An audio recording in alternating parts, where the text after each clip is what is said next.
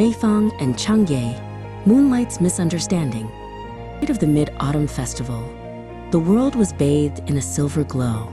Meifang stood on the edge of the old stone bridge, her eyes fixed on the massive, luminous orb hanging in the sky. She wondered if the stories were true, if the moon was as cold and lonely as the poems suggested, or if it held secrets that the stars were too shy to tell. With a soft wish whispered into the wind, the air around her began to shimmer. The mist swirled into the shape of a circular moon gate, glowing with a soft, pearlescent light. Meifang stepped through the threshold and found herself standing on a surface that felt like frozen silk. Beneath the sprawling, luminous branches of a giant cassia tree stood a figure of breathtaking grace. It was Chang'e, the moon goddess, her light blue robes drifting in a wind that made no sound. The lunar palace was a masterpiece of white jade and silence. It was grander than any temple Meifang had ever seen, yet it felt strangely hollow. There were no birds to sing, no rivers to rush. Chang'e walked through the empty halls, her footsteps leaving no sound. Immortal life is a long, beautiful line with no end, the goddess murmured. But a line without a point is just a void. Back on Earth, Meifang began tentatively, the stories say you were selfish.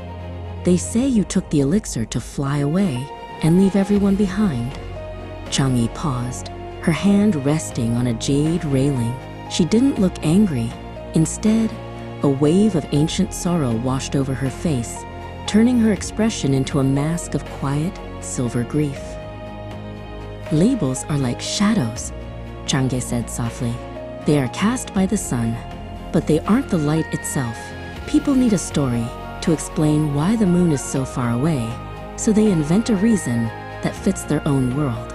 But the further a story travels, the further it drifts from the quiet truth of the heart. The elixir was not a prize for greed, Chang'e explained, her voice like the chime of a distant bell. It was a heavy, desperate choice made in a moment when the world was burning. To stay would have meant a different kind of end. I chose the sky not because I loved the heights, but because I had to protect what remained of the light. Meifang looked at the distant blue earth. What about Hu Yi? Did you hate him for staying? Chang'e smiled, a small, fragile thing. Love is a river, but fate is the ocean. Sometimes the tide pulls us apart before we are ready. Leaving him wasn't a betrayal. The real pain is the eternal weight of being unable to descend back to the dust where he sleeps. On the moon, there is no atmosphere to carry a voice, no air to hold a scent. Up here, everything is static, Chang'e whispered. There are no echoes. If I scream, the silence simply swallows it. Time doesn't march here.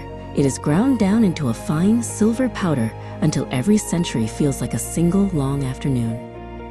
A small movement near the base of the cassia tree caught Meifang's eye. A snow-white rabbit was busily grinding herbs in a mortar. It looked up with large, soulful eyes. He is my only witness, Chang'e said, stroking the rabbit's soft ears. He sees the years pass in my eyes. He is a companion, yes, but even in company, the moon is a lonely place. From the distance came a rhythmic thwack, thwack, thwack. Meifang saw a man tirelessly swinging an axe at a tree that healed as soon as it was cut. That is Wu Gang, Chang'e noted. He seeks an end to his labor, just as mortals seek an end to their pain. But here, nothing ever ends. Human pain has a limit. Lunar silence is forever. Look, Meifang said, pointing down at the earth. Below them, thousands of tiny golden lights began to flicker. It's the festival. People are lighting lanterns and eating mooncakes. They are looking at you, Chang'e. They might misunderstand the story, but they use your light to find their way home to their families. Chang'e watched the golden lights with a new softness in her gaze. Perhaps the legends are a bridge, she mused. Even if the words are wrong, the memory keeps me connected to them. In their stories, I am still alive, still dreaming, still a part of their world. I am the silence that allows them to hear their own longings. I have to go back now, Meifeng said, reaching out to touch the goddess's hand. I'll tell them the truth, that you aren't selfish, just far away. Chang'e squeezed her hand gently. Home isn't where you stand, Meifeng. It's where you are understood. Thank you for bringing a piece of home to the moon tonight. The mist gate reappeared, swirling with the scent of autumn osmanthus. Meifeng stepped through and found herself back on the old stone bridge.